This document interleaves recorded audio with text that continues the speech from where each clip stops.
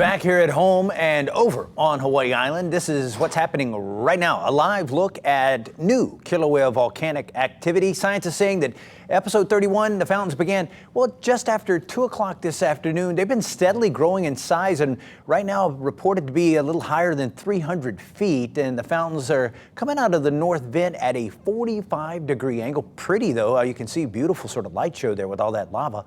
Let's welcome in Pete once again. He's got a more in-depth look at weather. Pete? Yeah, always interesting. We always say that these eruptions are all a little bit unique, and this one's certainly unique as well with that different angle. And of course, we'll be watching our winds because fog's always a concern when we have these eruptions. And right now we have our trade winds in place, which in theory would keep most of this fog south of neighboring islands, Maui County, Oahu, and Kauai. Now, some of the fog model is actually creeping it closer to the islands than you'd expect. I'll show you that coming up in a moment. But overall, for tomorrow into the weekend, we're expecting, if the emissions continue, for some light fog to start to develop and affect not only Kaua, Puna District, but possibly even over towards Kona as well. We'll take a look at that fog model. Again, you can see it moving off to the west, but you can see the model actually spreading it a little bit more, just kind of almost parallel to the coastline of neighboring islands. And there isn't a chance that we could even get a touch of light fog moving into potentially parts of Maui County as we head into late Sunday.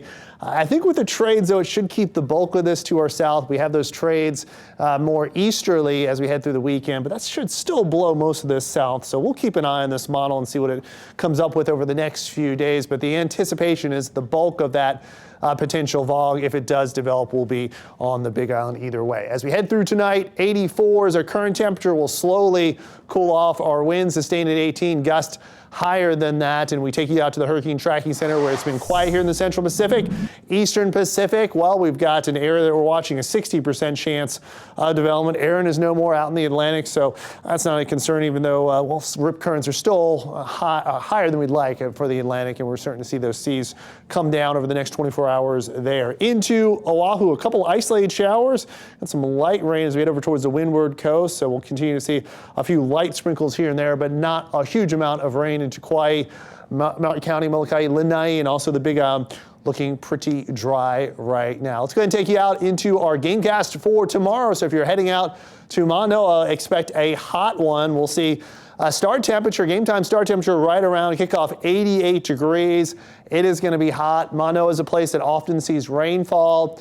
I don't expect a whole lot. Never can rule out a shower here on campus, but rain chances are going to be somewhat limited for this game. But I think it's just going to be another hot one. We'll have our trades at 10 to 20, but you definitely want to stay hydrated and wear that sunscreen. It's going to be one of those days where it is feeling almost like the low 90s, factoring in the humidity. Small craft advisories for boaters, eastern end of the state, Maui County and the Big Island, 15 to 25 knot winds, and surf pretty small for the most part. South coming in 2 to 4, flat to 2 for north, 1 to 3 for west, and our east shores. Just a couple isolated showers overnight, and we'll call for just a few isolated showers in the morning heading into our Saturday morning. Into tonight, 77 is our low. Trade showers, maybe late night, a couple isolated showers, windward and mauka.